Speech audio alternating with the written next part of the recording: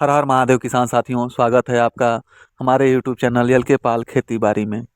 किसान भाइयों, भिंडी की फसल एक ऐसी नकदी फसल है जिसकी खेती करके कम लागत में प्रति एकड़ की बात करें तो मामूली लागत 15 से 20 हज़ार रुपये की लागत से आप मात्र 4 से 5 महीने में भिंडी की खेती से 4 से 5 लाख रुपए बड़े आसानी से कमा सकते हैं। लेकिन इसके बावजूद बहुत सारे किसान भिंडी की खेती से ज़्यादा कमाई नहीं कर पाते हैं। यहाँ तक कि जो उनकी लागत लगी है उसको भी बड़ी मुश्किल से रो रो कर निकाल पाते हैं। आखिर ऐसा क्यों होता है?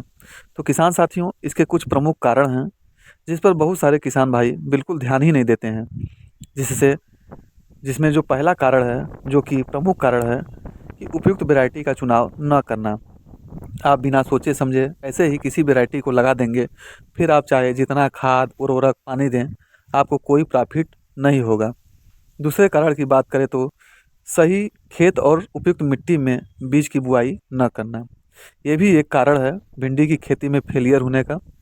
तीसरे कारण की बात करें तो किसान साथियों, बीज का ठीक से दूरी बनाकर बुआई न करना।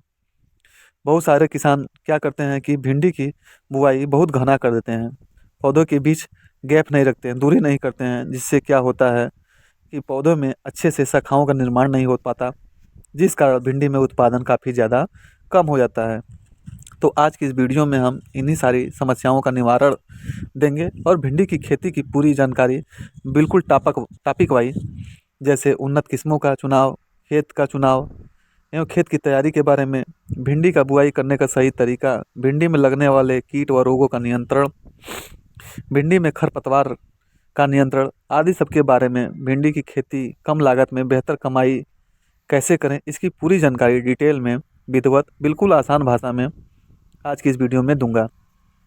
तो वीडियो में अंत तक बने रहें और वीडियो को लाइक कर दें तथा चैनल पर पहली बार आए हैं तो चैनल को सब्सक्राइब कर दें, क्योंकि यहाँ आपको ऐसे ही खेती बाड़ी से संबंधित जानकारी समय समय पर हम देते रहते हैं। तो किसान भाइयों, सबसे पहले बात करते हैं खेत का चुनाव एवं उसकी तैयारी। खेत की पीएच मान, जिस खेत में भिंडी की खेती करनी है उसका पीएच मान 6 से 7 के बीच में होना चाहिए।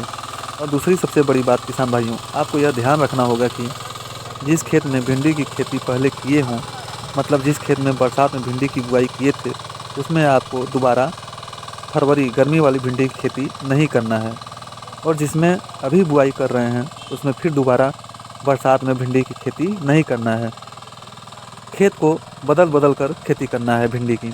अगर ऐसा नहीं करेंगे तो भिंडी में रोग का प्रकोप होगा, उसमें पीलापन और उसके जड़ों में कीटों का अटैक होगा ही होगा, और बहुत हद तक उत्पादन भी प्रभावित होगा।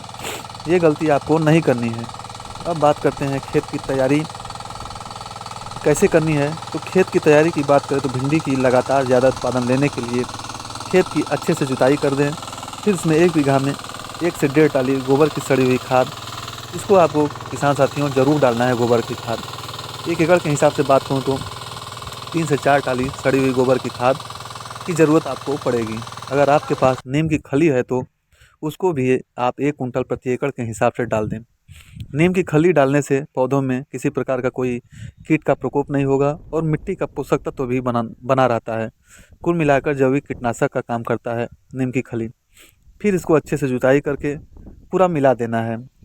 अगर खेत में नमी है तो ठीक है, नहीं तो एक हल्की सिंचाई कर लें।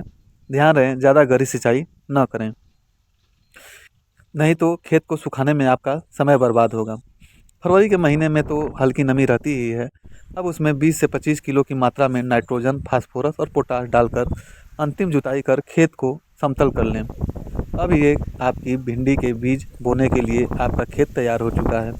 अब किसान साथियों, जैसा कि मैंने बताया कि ज़्यादा उत्पादन लेने के लिए उन्नत किस्म का चुनाव करना, यहीं पर बहुत सारे किसान गलती करते हैं।